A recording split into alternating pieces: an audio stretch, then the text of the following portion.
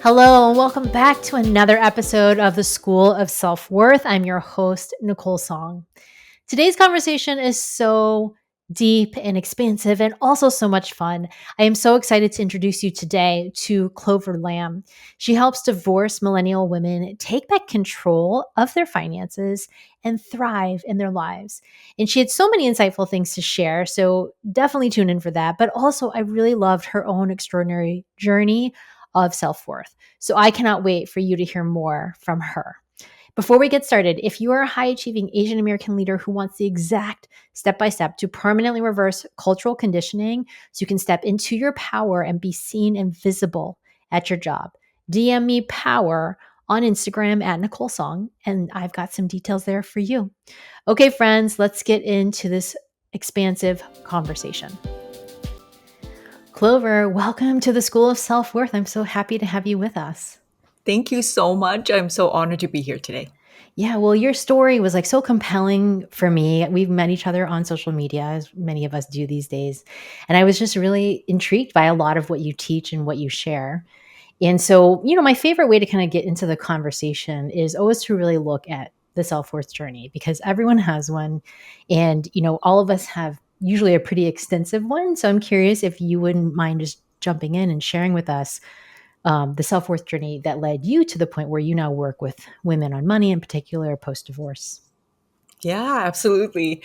So I was divorced 10 years ago, and I went on that spiritual awakening journey of trying first to fix myself in every way. Because when I got divorced, I actually wasn't given a specific reason why we were divorcing. And that lack of clarity sometimes is actually more hurtful to the psyche and to the self-esteem. So I search for everything possible to see what the meaning is for the divorce. So it meant if there was no reason, that meant everything is wrong with me. So let me fix everything. So you took So it like super personal. You're just like, I very, must very be personal. super flawed that this Yeah. person doesn't want to be married to me anymore. Exactly. Yeah. And I recalled memories of little snide comments that he would make about me. Mm. Then I just turned that all and internalized it all into the lack of self-worth that I was marinating myself in at the beginning of my divorce journey. And so I really went down the rabbit hole of self-help, self-development, because 10 years ago, Tony Robbins, like all the big self-help people were kind of the only resource that we had in the mainstream that we could access. It's like Eat, Pray, Love. Which section does she go to? The self-help section, right? So that's Right. exactly what I Totally. did. And after, I would say 5 to 6 years of that journey, just really swimming around and not really seeing progress, like on the surface, it looks like I'm going somewhere. I'm traveling the world and I'm, having all these new experiences that felt really good. But I think deep down, that self-worth was still not really mended or healed. Mhm. So the pandemic happens and I was laid off for a year and a half. It gave us all that time to reflect.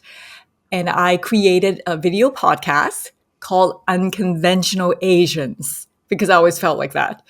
And then I attracted a lot of life coaches, spiritual people, and because it's an unconventional way to show, our vulnerabilities as Asians, I was coached live on the call by all these people. And Oh, I wow. broke down and I did all the things that you would do in private, but I actually did it in public to give other Asian people the permission to be flawed. And so that really brought me to my healing journey of what it means to actually heal and have self-worth. And then from that space of authenticity of who you are as a person that really spoke to you, to your truth, then the rest follows in self-development, in the self-development world of helping yourself in health, in money, in relationships. That has to be based off a foundation of self-worth. And so because I've gone on that journey for the past 10 years, from the beginning of divorce. And so now I teach other women to do the same. So cool. Thank you for sharing. I have a lot of questions already. I'm so curious about because I want to know more. I want to know about what you teach, but I'm actually really curious about that self worth piece and what you discovered. So I also am divorced, and also been on this journey. And I'm curious, like, what did you find for yourself around self worth? Like, was it missing before you even got married? Was it missing in the choice of person you picked? Because that's something I work with a lot of my clients who are dating on. It's like, where have you had patterns around giving your self worth away? Or trying to dominate to like make up for not feeling worthy in the dating arena, those kinds of things. So I'm curious what you discovered for yourself about, I'm sure it started obviously before you got married, but what did you notice and what did you find out? Yeah, it always stems from childhood. So now that I'm doing the healing work, I'm discovering that my father wound, my mother wound were the two primary um, triggers, I guess, that led to the choice of partners that I picked, and then eventually manifested to it not working out and people pleasing and things like that. And I lost myself during the whole marriage. And so the father wound, it's interesting that I've actually just recently healed. It's the last piece. I would say that's like the root of it all that Mhm. really stopped me from my abundance and receiving love because it was so daunting, I really procrastinated on it.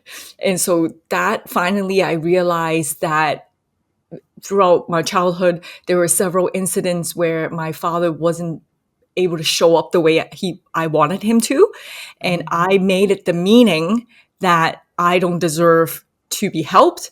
I don't deserve to be loved. Therefore, I have to be my own protector and provider, the masculine. I have to do everything myself. So I became hyper independent. And so when I attracted my ex-husband, then he was the type of person on the surface, looks very masculine. He's providing, he was doing amazing, like for me. But then towards the end, I think maybe that he think it was not enough. It was like I could have done more. I should be out in the workforce, which I was, but I should be higher in the hierarchy of the workforce because I was a flight attendant. It's like I'm not providing enough, but I also should be very feminine and nurturing. So I should be like the perfect woman who does it all. And that was actually the narrative I had within my head subconsciously that I needed to be that person in order Mhm. to be to feel worthy of anything, of love or abundance in return. Yeah, so that was kind of what I discovered recently, actually, in terms of the blocks from my ability to receive love and abundance. Yeah. Well, that's so interesting. I mean, I think for me, a lot of it was about emotional availability and like not being emotionally available, but thinking it was my ex who wasn't emotionally available, but really I was the one who also was not emotionally available and like learning that. And I learned that pattern growing up with my father. And, I would say too, like I'm Chinese background, like it's not exactly a cultural norm to be emotionally available, like in Chinese culture, right? Especially with the men. And then, I learned that like just to be shut down on that. And then it really took a lot for me to see how to be that way in my next relationship, but it is interesting because like we have to go back and just kind of disentangle from all of these things that we learn from parents growing up. And you're like, oh, wow, like I just interpreted it a certain way and then didn't actually change anything when I got into a relationship. And then we don't realize it till you're deep in a marriage or you're going through a divorce and you're like, what happened? I don't even know what happened. And you have to sort through it. So is this something too then you find with a lot of women like do you mostly have women who are after the divorce or a lot of them are actually already working with you when they're in the middle of the divorce? After the divorce, because After the I'm divorce, yeah. more a coach, so I help them emotionally heal, but also move forward in life in all areas of wellness. And so money, health, relationships, dating again, those are the areas that we want to look in the future. And so since the divorce already happened, then we just focus on what we can do. Do you find that there's a theme then often for women around self-worth in terms of like why they got divorced and like had the relationships that they had? That's a good question. I think mainly it could be a lot of conditioning. Mhm. As Asian women, I think that's we got the blunt of a lot of it. Being submissive, being people pleasers, being Mhm. perfectionists, it really got baked in that. And when we internalize and take so much responsibility for ourselves, it's it's like we can't see what which part of it is not ours to take. So then that whole responsibility then just came down onto us, and then we just see it as like, oh, I'm not good enough. Right. And the self-worth, it's very tied to that. And so because we're Asian, then an A plus is just a pass. So we just keep trying and keep trying and keep trying, and we're like never there. So we get into this hamster wheel of just like, what can I do more in order to be more worthy? Yeah, and you talking about this also brings up something I think that's a difficult distinction, I think sometimes for high achievers and Asian women too, especially is like being hard on yourself is not the same thing as being self-responsible. Yes. Right? Because we sometimes think, and I used to always think this, that being hard on myself meant I was growing or improving or Mhm. making myself better, but actually it was just me being hard on myself. And it closed off like a lot of different ways to see myself and also closed me off from my skill sets and my authentic self. Whereas when we are self responsible, we can say, oh, wow, I did do that. And I didn't realize I was doing that. And now I'm going to try and change that pattern instead of saying, "Oh, Nicole, you were like a terrible spouse and you were not emotionally available and that's why your marriage fell apart." Right? Which is like a very distinct way of doing that. And I'm curious like how you think of it or how you kind of work with women on that particular topic. Yeah, I think the major thing that is blocking that is shame. Mm, And so that is also conditioning, like from society, from family, from everything. And just recognizing and being aware that maybe this is not just me. Let's mhm, separate that shame from ourselves. It can be very hard at the beginning, but I look at things in three sections: mind, body, and the soul, right? And so our minds can create all these narratives and stories, and then our body stores all the emotions. And then our soul, which to me, it's more our authentic self, knows the truth. And however, we go through life with all these conditionings, and then we forget who we are inside. So, how do we separate ourselves? We can do it with journaling, we can do it with meditation, we can use different tools to remember and separate our ego from what is happening objectively. So then we can slowly, and it's a process, to untangle it and to remove the charge from mm. it. Then it becomes easier to actually take the action to change the pattern, because when you're in it, you cannot see the forest from the trees. Totally. Removing the charge is such a good way to put it because it is when you're in that intensity of that emotion, it's like you're just freaking out.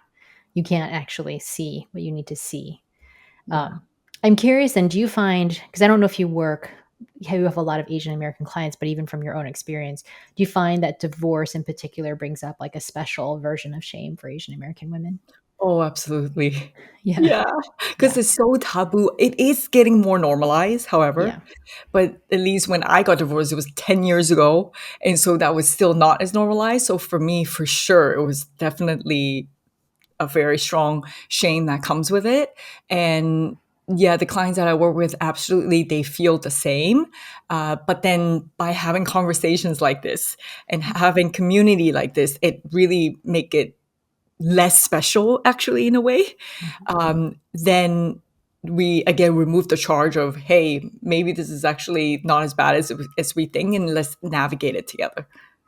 Yeah, because I feel like that one is something too that could keep women stuck in a relationship also is like being worried about what their family will say or think if you do get divorced because yeah, it can just be something where it's like, because they would feel like that shame is not just for themselves, but it's bringing that on their families, and then Yeah. that can be really intense.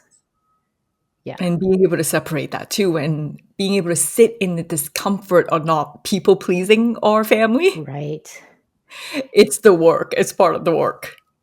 Yeah, I always think that that's sort of this, it's like this constant background noise, I think, for a lot of Asian American women that they don't always even recognize, like or they do recognize sometimes, like, what will my family think? Like, that's dictating and driving so many decisions. Because I work with women more on career then, but all this stuff comes up in the career too. It's like even taking a career turn that's unconventional or outside the norm, or it doesn't make as much money initially, they might feel really like, oh my gosh, my parents aren't going to approve, or they're going to get really stressed out, versus being able to just like say, okay, like this is actually what I want and this works for me.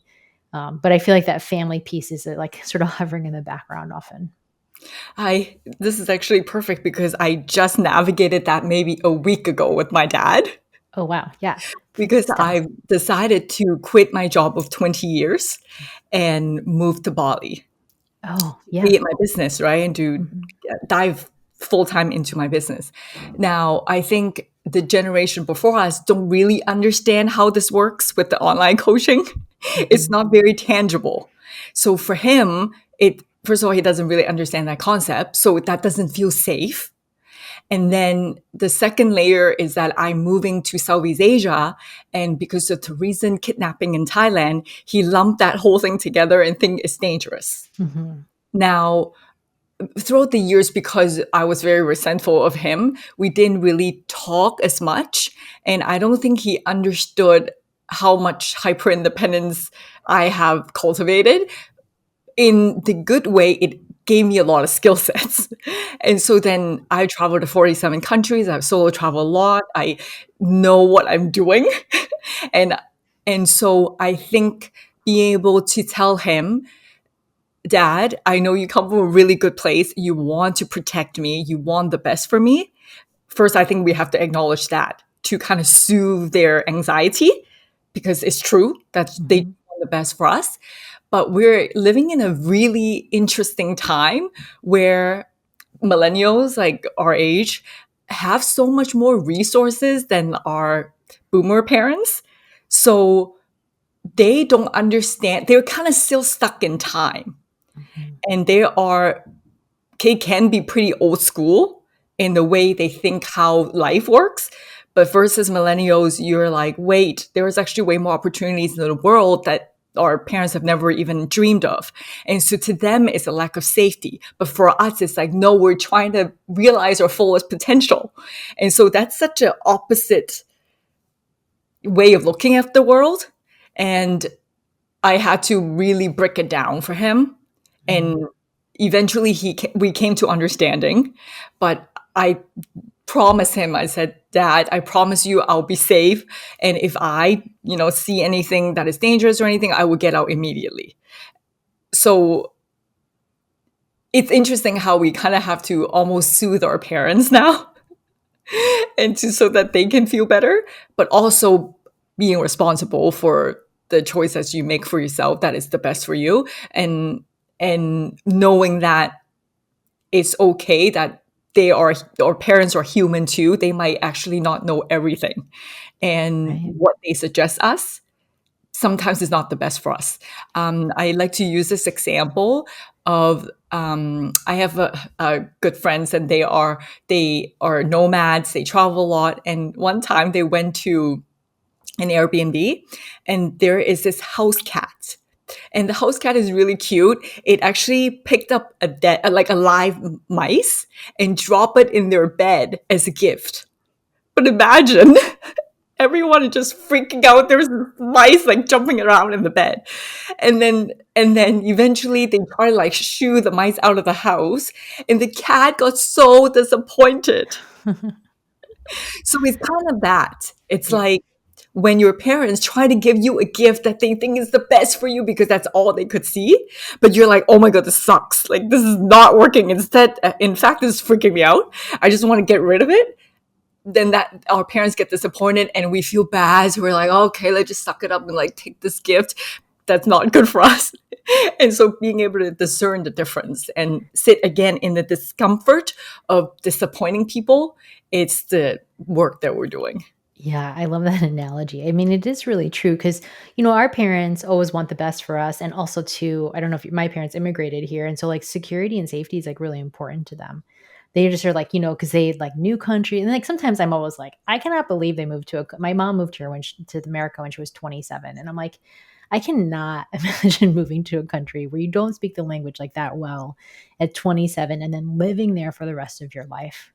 Like that just seems so insane to me, right? So then I can understand and be so compassionate for why she might feel anxious. Or my dad also, are like also children of war. Like they just have had so much happen in their lives, and then they're trying to make it work in this country. And so for them, like that is just the top priority. And like we are of a generation where we are, have had a lot more security, and we are a lot more grounded in these things, and we're not so much in worry and panic and stress about that stuff.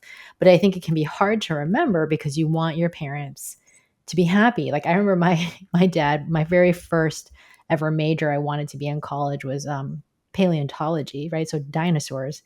And my dad was like, "Oh no."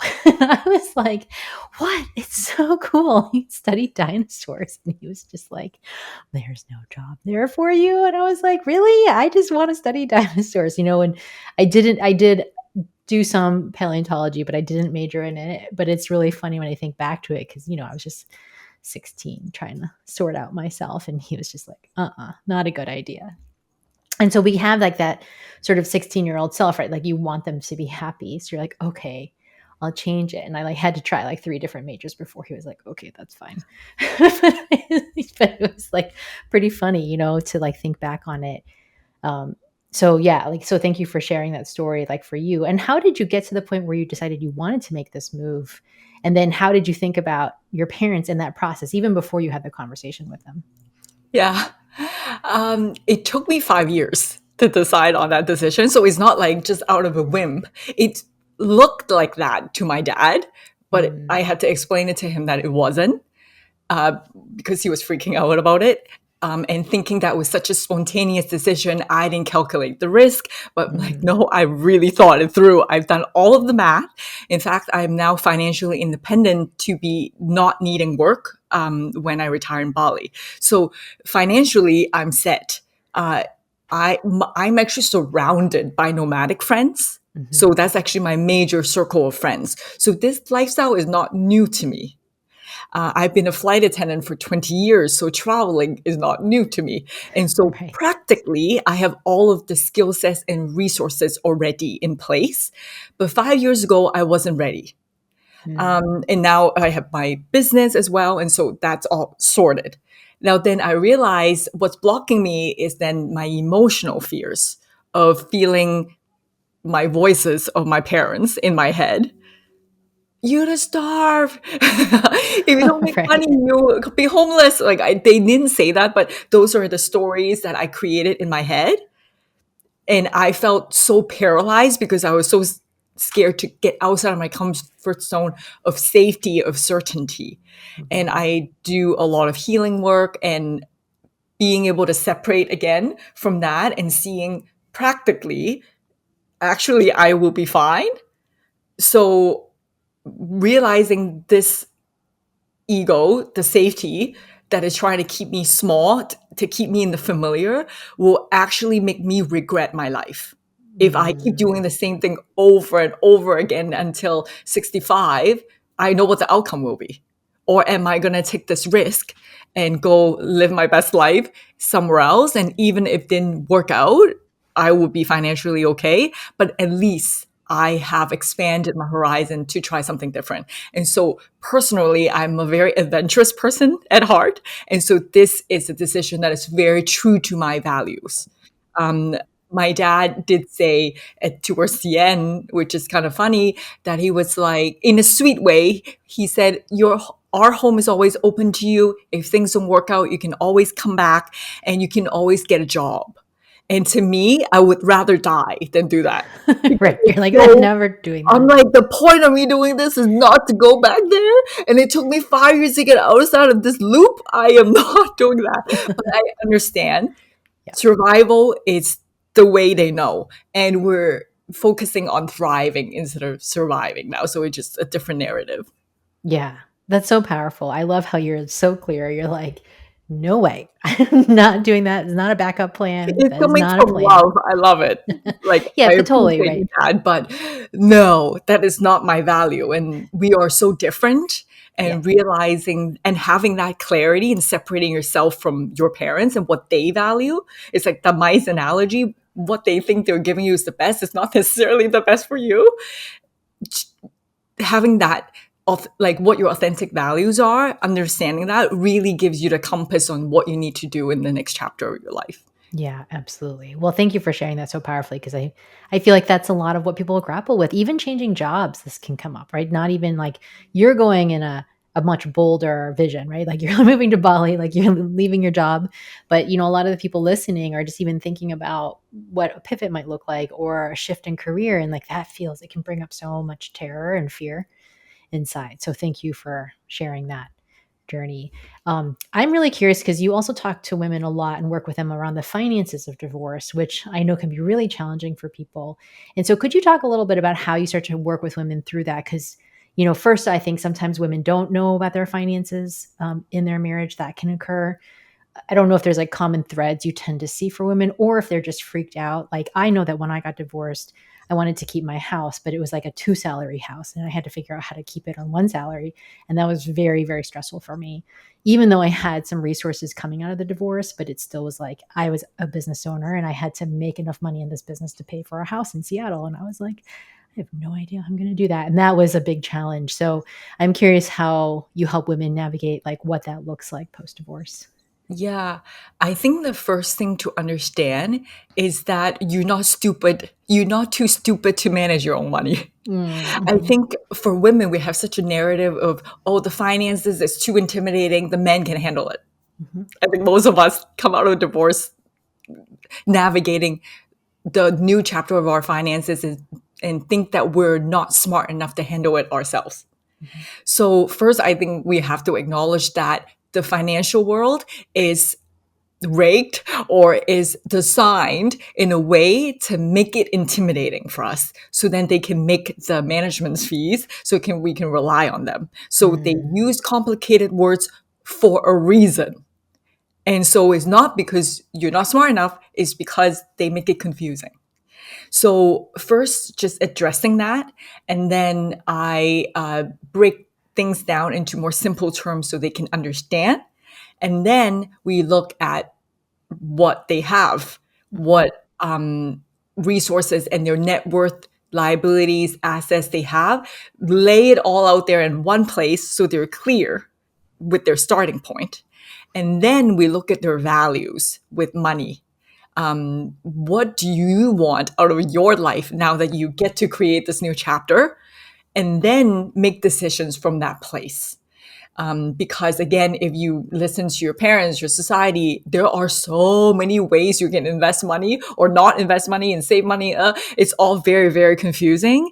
And so knowing your true north has always been the most important thing in order to ground yourself in making any decisions, money included. And so once that's set up, sometimes we have to figure out what it's emotionally blocking you as well in terms of money. There's such a safety thing again that comes with anything to do with money because it's really putting food on your table, right? And so navigating that, and then we then create a plan that they can actually sustain and stick to is almost like the diet analogy. If you create a financial diet that it's not sustainable, you never ever follow it. So mm. you have to create something that is aligned to you, to your Yeah. authentic self.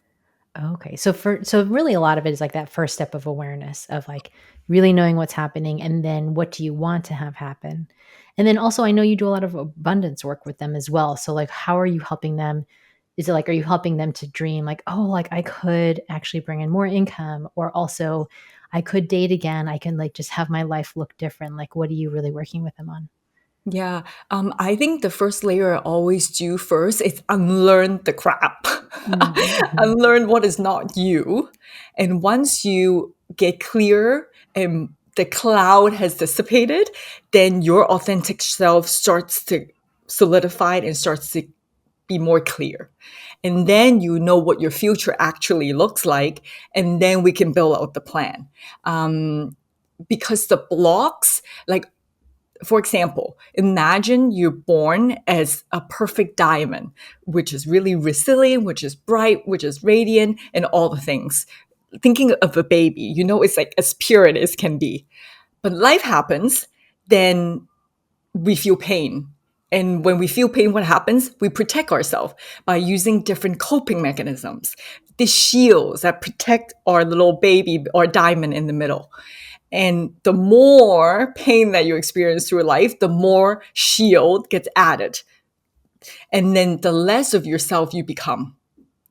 And usually, when something heartbreaking happens, like a divorce, it is the opportunity for it to crack that open, to question, wait, am I going the wrong way?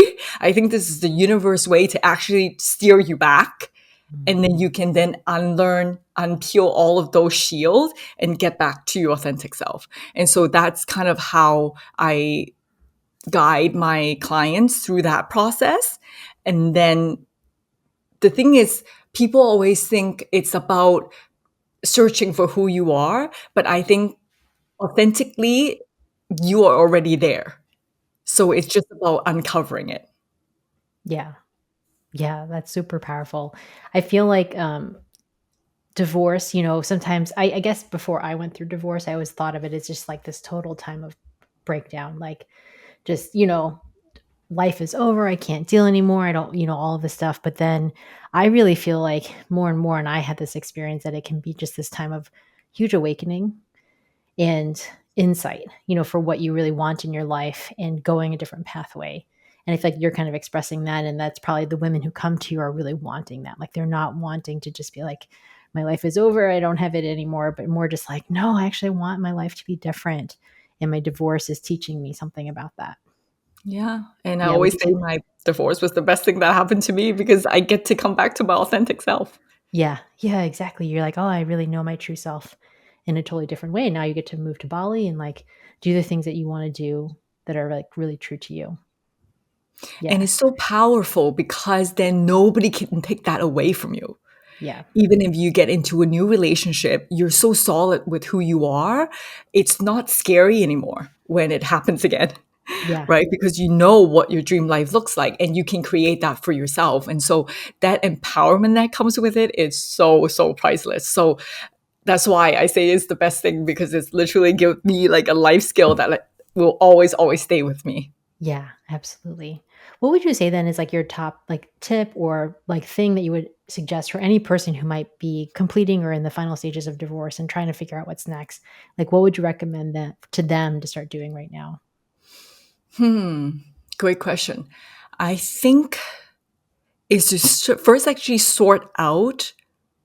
Well, it depends on really where they are in their healing journey as well. Mhm. At the beginning, you actually might have to survive a little bit because people always say like, "Oh, you want to thrive" and stuff like that. But right out of divorce, you have to take care of your finance. You actually have to figure out where to live, perhaps if you're moving out, right? Right.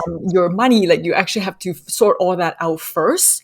And once that's settled, then the healing happens and the thriving happens. So don't shame yourself if you're in that stage Yeah. because it's like you just do one thing at a time. You will get there. And so know that there are other women before you that have been through this journey and you can definitely ask for support. That's another thing because I think, again, the shame that comes with it, we keep it inside, especially Asian women or other people as well that feel like they cannot never talk about failures. It's not true. Like honestly, so many women are getting divorced right now. It's more the norm anyways.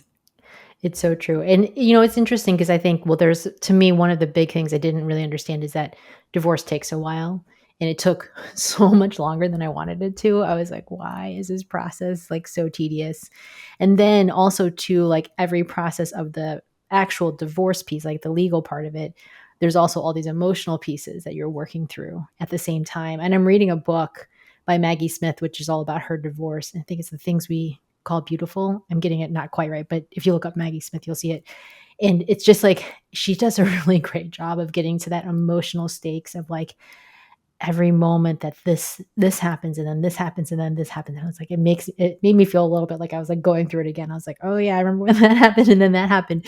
And so, I think what you're saying about like don't shame yourself is so essential because there's so many places you could Like I remember I would shame myself around money, and then I would shame myself around like not wanting things to be that way, or like feeling frustrated or taking it out on my business because I was growing my business at the time. Like there's so many places we can be so hard on ourselves in that process. And so I just love that you're saying that. And even when you're through to the other side, it still can come up. Like I would have shame around dating because I was like, oh my gosh, here I am dating, like I thought I was never going to have to do that again. And here I am, swiping on Bumble.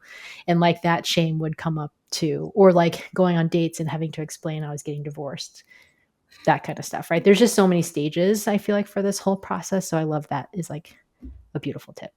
Yeah, and I think shame is tricky sometimes because it's like shame on shame. It's like I'm Totally. shaming that Piles I'm up. shaming. So Totally. it becomes a shame spiral that you can't get out of. So the first thing to untangle that is like, stop. Wait, like, what am I doing? I'm feeling all the shame. Let yourself feel it.